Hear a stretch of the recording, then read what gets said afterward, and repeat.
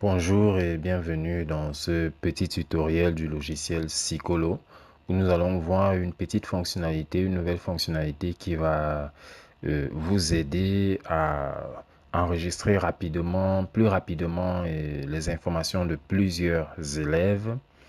Nous savons déjà qu'en début d'année, nous avons beaucoup de parents devant nous et lorsque nous enregistrons les élèves, nous ne voulons pas mettre toutes les informations directement. Nous mettons juste les informations en rouge.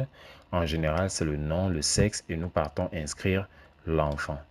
Et ensuite, lorsque nous avons terminé, peut-être en soirée, nous prenons les dossiers des enfants et puis maintenant, nous allons de façon individuelle entrer chez chaque enfant. Par exemple, là, je prends Angola.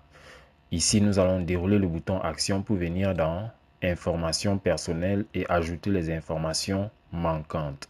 Donc, nous allons le faire comme ça pour cet élève.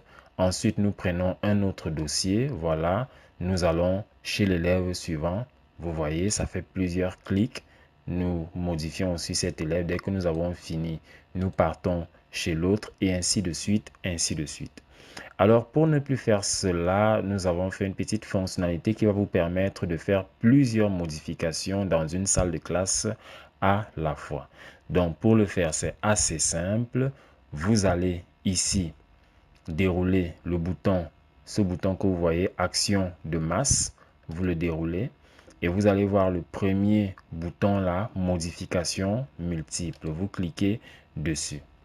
Voilà, une fois que vous avez cliqué dessus, vous allez sélectionner ici la salle de classe dont vous voulez modifier les informations des élèves. Par exemple, nous allons partir en classe 1. OK, le formulaire, vous voyez donc, il y a un formulaire qui va s'ouvrir, voilà, avec sur un tableau là, sur chaque ligne, vous avez les informations des élèves de cette salle de classe. Donc, là, nous sommes d'abord en train de modifier les informations personnelles. Pourquoi? Parce qu'au niveau de la deuxième zone de sélection, nous avons là que modifier informations personnelles des enfants.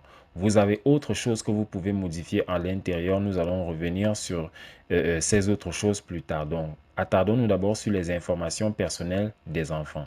Donc, nous avons dans le tableau qui va s'afficher tel qu'il est là. Si vous voulez modifier le nom d'un élève, vous le faites. Par exemple, là, je vais écrire Marcelo. Voilà. Si je veux modifier le matricule, je le fais. Si je veux modifier la date de naissance de l'enfant, voilà, je clique simplement là et je modifie la date de naissance. Donc, nous allons continuer comme cela pour cet enfant. Ensuite, nous passons chez l'autre enfant.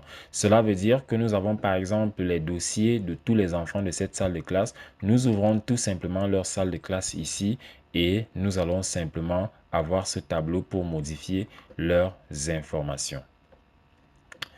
Autre chose donc que nous pouvons modifier, si nous cliquons là sur que modifier, nous allons voir générer les QR codes. Alors pourquoi nous pouvons générer aussi les QR codes? Il peut vous arriver lors des inscriptions des élèves et surtout lorsque nous importons les élèves, il y a certains établissements qui importent les élèves à partir des listes Excel, que les QR codes ne soient pas directement générés. Alors de la même façon, vous n'allez pas cliquer sur un élève, voilà comme ici, et venir tout le temps là, cliquer sur QR code, vous générez, vous partez encore sur un autre. Là par exemple, ok, vous cliquez encore sur générer. Non, vous n'allez pas le faire comme ça. Vous allez tout simplement toujours revenir ici dans Action de masse. Vous cliquez dessus. Vous cliquez sur Modification multiple. OK. Vous sélectionnez la salle de classe. Voilà. Et ensuite, vous allez tout simplement ici venir cliquer sur Générer les QR codes. Vous cliquez là-dessus et vous allez lever le tableau qui va se mettre à jour tel que vous voyez là. Donc, sur certains élèves, vous allez voir le QR code. Par exemple, chez Abomo, je vois que son QR code a été généré. Chez d'autres, là où je ne vais pas voir le QR code, je vais simplement cliquer dessus. Donc, là où vous ne voyez pas le QR code, vous allez tout simplement cliquer dessus. Ne vous inquiétez pas si ça n'apparaît pas directement devant vous. Donc, tout simplement, ce que nous allons faire, c'est nous cliquons là, voilà. Ensuite, nous cliquons en bas, nous cliquons, voilà. Nous descendons sur chaque élève. vous cliquez, même si ça ne s'affiche pas, vous cliquez tout simplement élève après élève.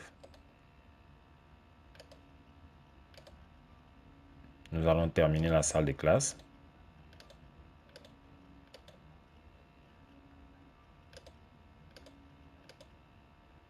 Voilà, ok, nous avons terminé. Voilà, peut-être vous vous dites que les QR codes n'ont pas été générés, mais si nous revenons par exemple dans informations personnelles,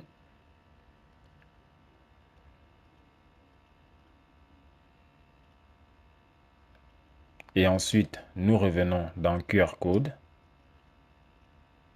vous allez voir qu'effectivement tous les QR codes de la salle de classe ont été générés.